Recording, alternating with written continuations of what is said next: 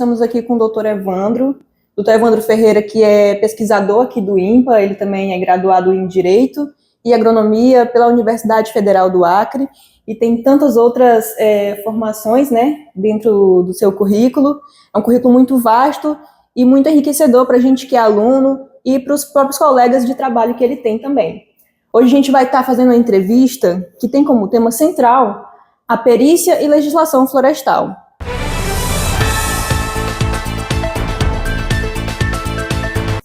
Então, doutor Evandro, bom dia. Se apresente também, apesar de eu ter lhe apresentado, mas pode ficar à vontade. Eu sou Evandro Ferreira, sou agrônomo e eu sou professor do curso de pós-graduação em Ciência Florestal da UFAC. Já trabalho no INPA desde 88.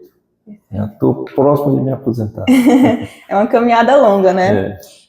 Então, doutor Evandro, o senhor, como eu já mencionei, tem formação em Direito, em Agronomia. Na sua visão, né, tendo como base as suas formações, como o domínio da legislação ambiental se tornou uma aptidão técnica indispensável para quem atua no manejo de florestas nativas hoje? A resposta é simples. O manejo florestal, principalmente na Amazônia, ele é regulado por leis, legislação, instrução normativa. Então, você não pode fazer como fazia muitos anos atrás, em que as pessoas chegavam, entravam na mata, tiravam de qualquer jeito, transportavam e beneficiavam e vendiam. Hoje, para você começar a explorar, tem que ter autorização, para transportar você tem que ter autorização e para você beneficiar e vender também tem que ter autorização.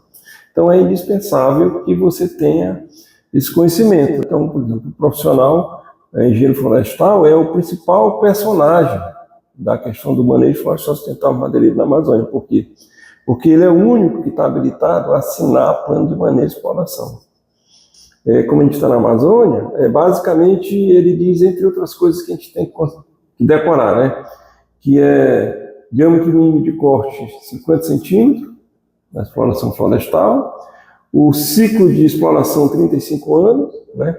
E 35 metros cúbicos por hectare de exploração de volume de madeira para você poder trabalhar aqui na Amazônia. Então, são esse tipo de instrução, de legislação que você tem que se orientar. E a CONAMA 379, ela meio que organizou tudo, porque ela criou o CISNAMA, que o CISNAMA o que é isso? Ele congrega o IBAMA, o ICMBio, a Secretaria de Meio Ambiente Estadual e Municipal, para que todo mundo trabalhe dentro de um mesmo ambiente, para todo mundo saber o que está acontecendo, porque antigamente cada um era independente do outro. Então, o IBAMA, que era federal, basicamente trabalhava com áreas federais e assim por diante. Os estaduais trabalhavam com áreas estaduais. Então, essa resolução ela meio que congregou todo mundo e lá ela foi criando então instrumentos para que os engenheiros possam trabalhar de acordo com a legislação. Por exemplo, o SINAFLOR, que é o Sistema Nacional de Controle de Origem de Produtos Florestais, você tem que emitir as autorizações lá para você fazer transporte e exploração também dos produtos florestais, principalmente madeira e carvão. Então, hoje, você como engenheiro florestal, você tem que ter cuidado com tudo. Por exemplo, tudo está regido por lei. Por exemplo, agora o governo, a partir do Código Florestal, ele criou as florestas públicas, né? Então, para isso foi criada então a lei de gestão dessas florestas e com isso foi criado o Serviço Florestal Nacional. Então, cada vez que vai aparecendo uma novidade, as coisas vão surgindo, né? Doutor Evandro, na sua opinião, ainda dentro desse campo, né, das leis, quais são os erros mais comuns observados em planos de manejo que decorrem da falta de conhecimento jurídico ou da má interpretação das normas? Bom, eu vou falar, antes de responder isso, eu quero falar sobre como é feito o plano de manejo e a exploração madeireira no Acre, primeiro do que eu sei. Então, existem dois atores principais. Um pode ser o engenheiro florestal, vocês que estão se formando, então vocês entendem como que é feito o manejo, como que se elabora um projeto de manejo florestal, né? E vocês são as pessoas que têm que assinar. Então, ninguém mais vai assinar a não ser você. Então, eu imagino que, do ponto de vista ético, o engenheiro florestal ele não vai colocar a assinatura dele num projeto de manejo que ele não teve acesso para saber se está correto, etc, etc. De uma maneira mais objetiva, quais seriam as consequências éticas e legais que um engenheiro florestal enfrenta nesse sentido de não dominar, de fato, esses regimentos periciais legais? Olha, eu sempre digo que enquanto você é estudante, você pode errar à vontade. Mas no dia que tu pega o teu diploma e você assina um projeto de manejo, e lá no teu projeto de manejo está escrito o nome científico de uma espécie que não ocorre, por exemplo, na Amazônia, então isso é vergonhoso. Então, por exemplo, assim, você sabe que o pessoal faz muita fofoca, né? Então, se você de forma reiterada comete esse tipo de erro, listando espécie que não ocorre no Acre como ocorrendo e que está sendo explorada, entende? Passando um certo tempo, as pessoas vão perder a confiança no teu trabalho. Então, como que você pode evitar isso? Hoje em dia, você tem várias fontes de consulta que você pode se precaver contra esse tipo de coisa. Você tem o site do Reflora, mantido pelo Jardim Botânico do Rio de Janeiro, que basicamente ele fornece um mapa com todas as espécies arbóreas e arbustivas brasileiras que estão depositadas em herbário, dizendo se tem ou não tem, onde é que ela ocorre dentro do Brasil. E aquela informação de ocorrência é com base em um exemplar que tem depositado no herbário, que tem a informação de onde ele foi coletado, quando foi e onde está depositado. Então aquela informação é muito boa. Além desse, no Reflora, você tem, por exemplo, o herbário do Jardim Botânico do Rio de Janeiro, ou de Nova York, e outros herbários onde você tem material depositado. Então, você tem hoje, por exemplo, um site que você verifica o nome científico correto das espécies. Então, eu acho que o profissional ele tem que ter esse cuidado, não apenas de verificar se aquela espécie que ele está listando tem no Acre, mas se o nome científico que ele escreveu ali é correto. E outra, evitar de colocar só no gênero, porque isso não existe, entendeu? E outra, também tem que ter cuidado o que você vai utilizar para se basear em aquela transformação que eu falei de nome vulgar para nome científico. Por exemplo, tem uma lista, tem um livretinho aqui no Acre, que circula, que ele é muito bom porque ele tem uma lista extensa de nomes populares, mas infelizmente muitos dos nomes científicos que correspondem àqueles nomes populares nessa publicação não valem, não são bons. Outra é, se você cometer esse tipo de erro, você ser penalizado se houver uma fiscalização para saber por que tu colocou aquela espécie aqui no Acre quando os fontes de consulta não indicam o que ela tem aqui.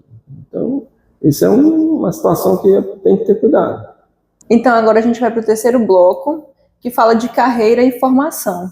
Doutor Evandro, na sua opinião, para os alunos que desejam entrar nessa área e ter uma atuação mais nessa área da perícia, né, e da legislação, na sua opinião, qual seria os primeiros passos que esse aluno pode dar logo após a graduação, né, depois da formação? Eu acho que até antes da graduação, se ele tiver tempo, ele poderia fazer esses cursos de EAD online.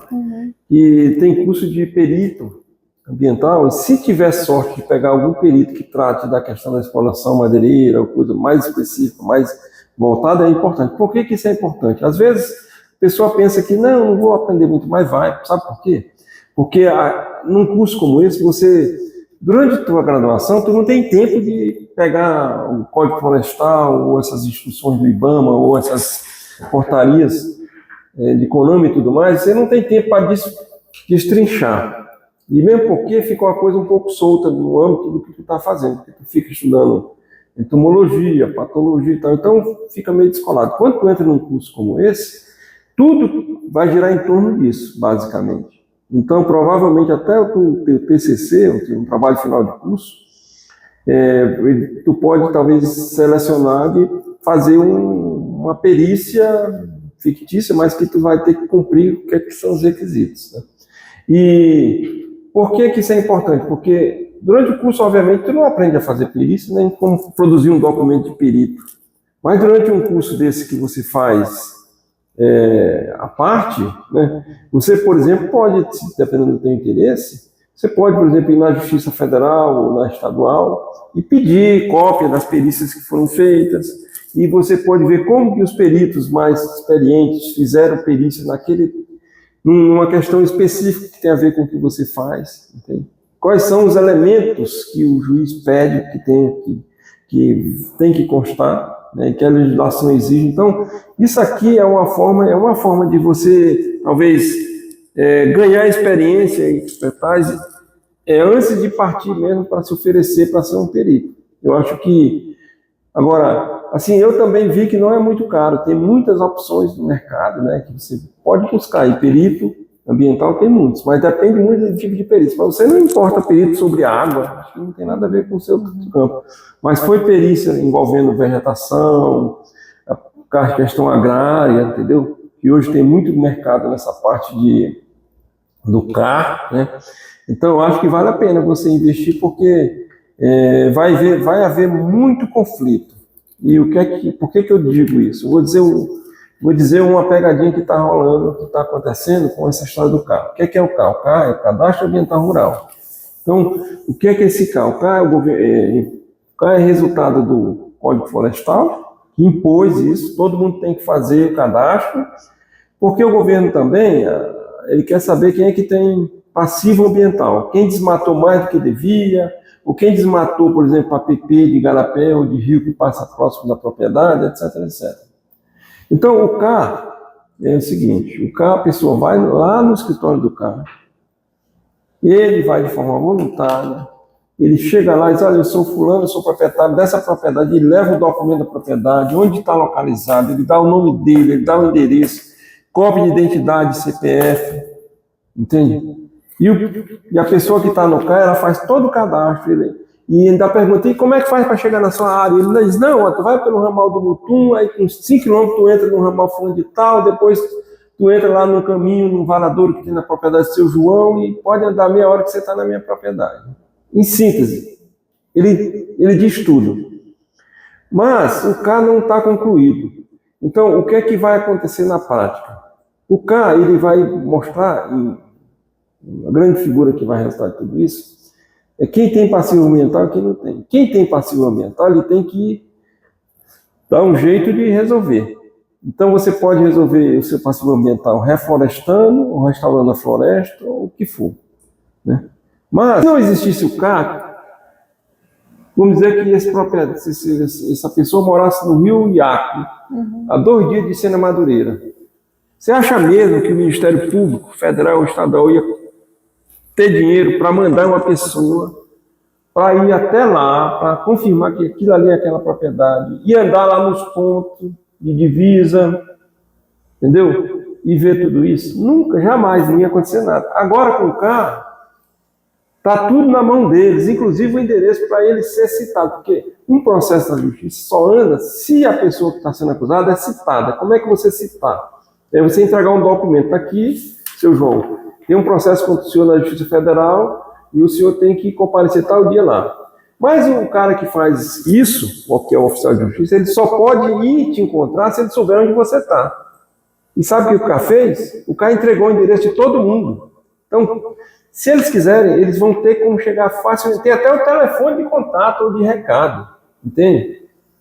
Então, o que isso vai resultar de tudo isso? Se o Ministério Público fizer isso, que vai fazer, então centenas de pessoas, de produtores, de agricultores, de proprietários rurais, em busca de auxílio para resolver essa questão, entende?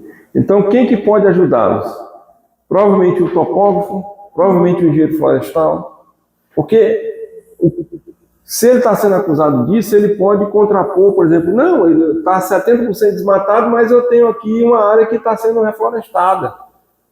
Eu posso provar, mas quem que pode provar? Ele? Então ele pode contratar alguém, um grupo de produtores de um ramal pode contratar alguém, um perito, um engenheiro, para ir lá e dizer, não, realmente, na propriedade dele, tanto por cento está em restauração florestal e tal, tal, tal. Então isso é o que vai acontecer no futuro. O mercado está em aberto. Vai ter muita demanda, não agora, mas assim que terminar o CAR, se prepara, que vai ter uma enxurrada de possibilidades.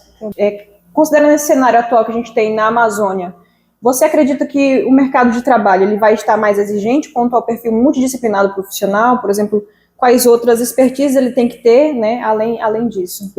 Eu acho que hoje, assim, um engenheiro florestal ou um engenheiro agrônomo, se ele sair do curso, obviamente, com a capacitação que lhe foi dada durante o curso, para saber o que é solo, como manejar a floresta, como plantar a floresta, como tratar a planta doente, etc, etc. é uma coisa boa. Mas eu acho que hoje, para um profissional como esse, ele está assim, ainda mais completo, ele tem que trabalhar e aprender a mexer com o sistema de informação geográfica. Tem que aprender a mexer com drone e com inteligência artificial. Porque hoje, por exemplo, se você é contratado como perito para fazer o levantamento de propriedades e ver divisas, ou ver como é que está a floresta, se é uma floresta primária ou secundária, você fazer um bom relatório técnico, se você, por exemplo, tiver um drone, você sobrevoar a propriedade, faz uma ortofoto, você pode fazer uma classificação do tipo de vegetação. Não, essa parte toda aqui, ó, 30% da propriedade é floresta primária, 70% do que resta de vegetação está floresta secundária, e aí rapidamente você faz um trabalho desse. Porque de outra forma, como é que você teria que fazer? Teria que ir andando, dentro de mata dentro, para verificar tudo isso. E hoje você pode ter isso aí. Então, assim, um plano B para ele ter essa vantagem competitiva é você ter esse tipo de formação. Perfeito. Então, a gente agradece, doutor Evandro, por essa entrevista maravilhosa, esse grande conhecimento que ele tem, nos iluminou, e aí eu abro esse espaço para ele deixar um último recado para a gente que é aluno e futuros profissionais dessa área, doutor Evandro. Eu queria dizer para os engenheiros florestais aqui do Acre que o campo está em aberto. Estão sendo capacitados para manejar florestas, então as florestas manejadas não apenas no Acre, não é só madeira, é carbono, entende? Então tem muitas possibilidades de trabalho e tem que se unir, por exemplo, porque muitos projetos de carbono, eu não sei quem que está assinando, mas às vezes é uma pessoa que nem do Acre entende? Então tem que lutar para que, assim, você tem que lutar, por exemplo, se o projeto de manejo de carbono é no Acre, que um profissional baseado no Acre consiga ter prioridade para assinar isso, não alguém que está lá no escritório, lá na Avenida Paulista de São Paulo, só com de engenheiro assinando, entende? Então, são coisas que você tem que se unir, aí não sei se tem sindicato ou associação, mas que tem que ver tudo isso para lutar pela categoria, né? Acho que é uma coisa fundamental. Sem isso, acho que não fica mais difícil. Vai depender muito do individualismo ou de talvez um ou outro se destacar. Então, a gente agradece ao doutor Evandro pela disposição de nos receber hoje aqui e também a você que está nos assistindo e nos acompanhou até aqui. Muito obrigada.